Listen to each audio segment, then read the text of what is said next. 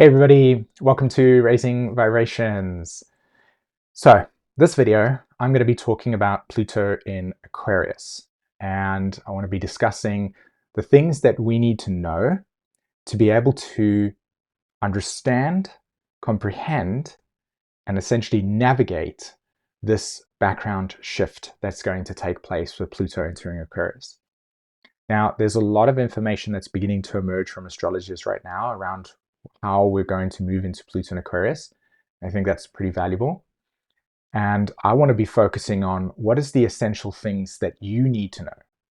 I've actually broken this down into a few videos for us because I feel that it's a lot more clearer, and I feel it's an important message for us to begin leaning into, begin paying attention to, because we are shifting into a completely different energy frequency. So that's what I want to talk about to you today. I've also got some exciting announcements that I want to make as well. So I'm going to jump straight into what I have prepared for us as well. Okay, so the way I'm going to kick this off is, are you prepared for change? This is kind of the title of what I feel is important for us to begin considering, as I said, thinking about and maybe leaning into. Are we prepared for change? And you can ask yourself that question: how am I orientating towards this new evolutionary pattern that will become very clear to us over the next 2 years as Pluto moves back and forth to Aquarius? So what I want to talk about here is kind of how we can begin to orientate towards the change that is coming our way. So the things that I think that we need to know firstly is that Pluto as a archetype, Pluto as a symbolic observation in reality, speaks to the deepest emotional, psychological drivers that direct evolution for us. You can see this as the genetic manifestation of the biosphere, of human beings, of the organism. It drives that evolutionary dynamic. So we have evolution, as in Pluto, that is moving into a new sign. And we've been living with Pluto in Capricorn for the last 15 years. You can only imagine that our reality and the things that we've become accustomed to, the things that we've sort of emotionally associated with in terms of the world that we live within, that has been very much Pluto in Capricorn. And so a lot of the things that, as I said, we've become accustomed to are going to change as Pluto enters into Aquarius, because this is a shift in the background frequency of our human collective evolution. So it's not like Venus entering a sign, right? Or the sun ingressing into a sign. It's it's Pluto. So as I said, this is a change in the background frequency of what it means for us as human beings to experience ourselves. So there are lots of changes coming. When you put Pluto in Aquarius, you have two things that materialize. One of them is Aquarius as an archetype is very much associated with acceleration, okay? An acceleration in any direction. There's no specific moment, it's just acceleration. So you're having evolutionary drivers, Pluto, entering a sign that we haven't experienced for a very long time. Most of us on the planet have not lived enough or long enough to experience Pluto through Capricorn or Aquarius. And we're coming into a sign that fundamentally operates differently to Capricorn. So yes, there is going to be a big shock. There's going to be a big change in the way that we as human beings and as a species will interact with our world. It's going to change. So I feel it's important to kind of touch base with what is Aquarius so that we can begin to make sense of and have sort of more clearer expectations of what is it that's going to change. So Aquarius as an archetype, right? If we look at it from a first principles perspective, if we see it as the baseline energy, it is the phenomena in reality that speaks to things breaking apart, okay? something that fractures, something that decentralizes itself. Another way that you can kind of imagine this is if you take like a glass, for instance, and you drop it on the ground. I don't advise you to do this, but you can do it if you want to experiment. Drop it on the ground, and when it breaks into all of different pieces, right? It goes in different directions. Aquarius is that moment where the glass hits the floor, and there is an energy distribution that goes throughout the object and breaks it into different pieces. That is Aquarius. So it's breaking or separating things into smaller components. So you can just think about the things that have the structure of our world, the institutions, the boundaries, the borders, all of these very stable, solid, defined Capricorn structure dynamics are going to be interfacing with a planetary system that is going to decentralize this. So you will see tremendous migration. You'll see breaking apart of institutions and going into smaller subcategories.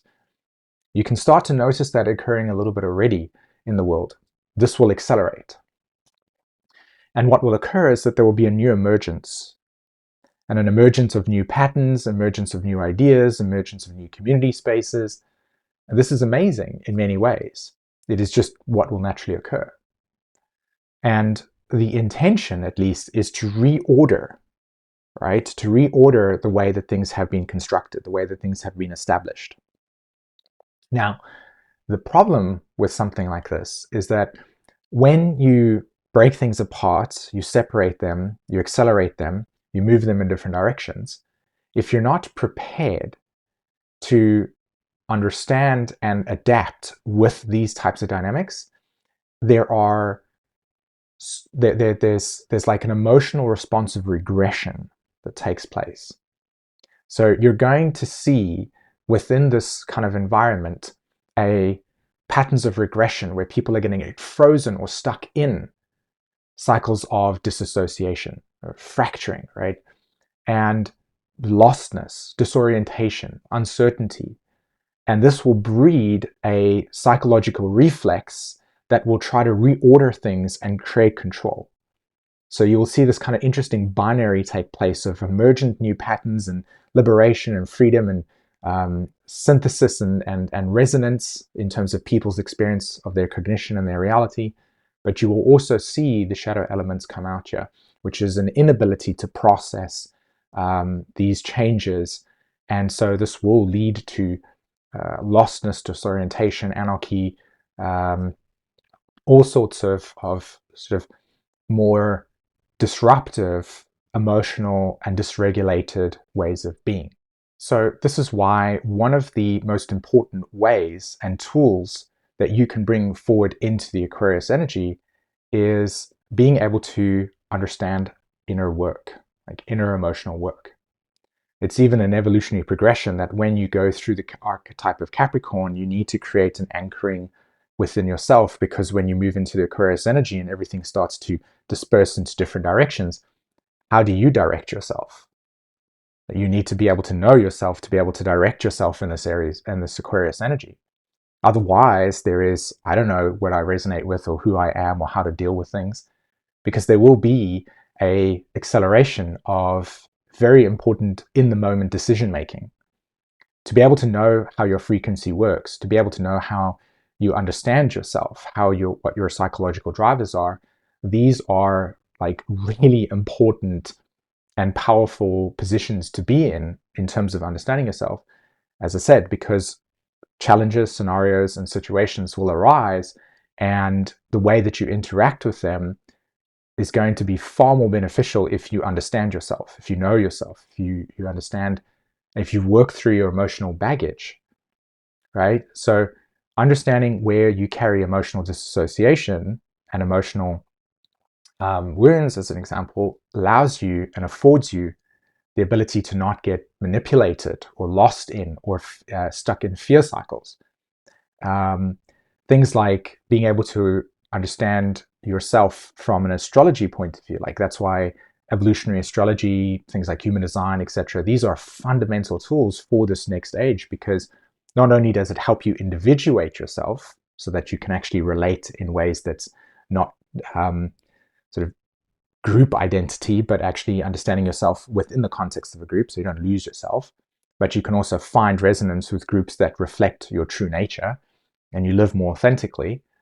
But it also gives you the opportunity to objectify the internal landscape that you have and accelerate and work through deep unconscious drives that may possess your ability to think about things. Because again, if you're not aware of some of the unresolved dilemmas that you carry, or you're not sort of conscious of, say, how you operate within relationships, that can deeply impact your quality and your value of things in relations, in group dynamics, which will be essential. So moving into this Aquarius energy, having these tools available to you is very important. As I said, it puts you in positions of much more self-empowerment. And I speak in this way because I've come to realize that having agency, the capacity to interact or move or do something or have action, is vital to our human and emotional welfare. And when we have that, when we don't have that, whether it be through being stuck in a trauma cycle, being stuck in some form of lack of understanding of ourselves, we're suffering. And this is the type of energy that will like amplify that loss of agency, because there will be challenges and situations where you will need to be adaptive in a world. And you will see a lot of people that will be stuck in that space. That's what I'm going to be talking about in video 2, is like the breakdown of what happens when we don't have these tools available to us, like what happens in the world. So that's what I'm going to talk about over there. But these are fundamental tools because, as I said, the change is coming. There is a background frequency change. It's also the reason as to why the work that me and Jen have been doing on this channel for such a long time has been in place, because, I mean, we live an Aquarius life in many ways, but it's also something that we know with this type of energy. Both of us have got an Aquarius rising, that this is what life is like in the Aquarian experience. Okay. Cool. So the announcement that I wanted to make is in alignment with this process, okay? For the next 4 days, we have decided to open up registration for our 2 courses. This is the astrology school, like the full Evolutionary Astrology School, as well as the Aquarian Life. Now, what's unique about this situation is that in both of these courses, I'm going to be working with you closely. With the astrology, I'm going to show you how to read your chart.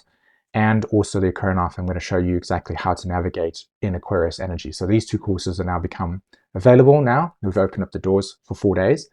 And to make it more potent, because we know how important it is, we've also offered a substantial discount on these courses as well. So you can go and check that out. There's a link in the description. You can go and read it. We've detailed it all out for you. You'll see it's like we've put it like a 50% discount on this content. So this is really something that we feel is important, and these are the types of tools that we need, okay? So the link is in the description, and you can read more about the courses there.